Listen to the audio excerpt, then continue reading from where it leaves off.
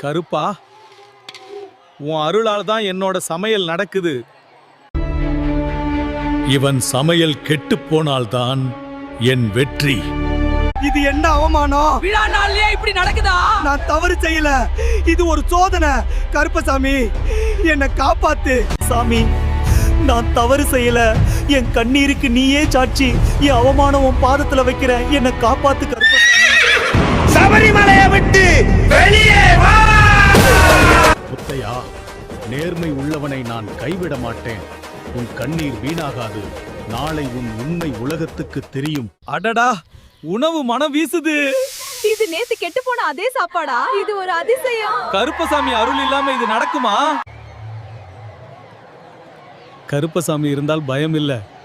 இந்த மாதிரி ஆன்மீகமும் சினிமாட்டிக் கதைகளும் பிடித்திருந்தால் கிரீன் ஃப்ராக் ஒபிஷியல் சேனலை சப்ஸ்கிரைப் பண்ணுங்க.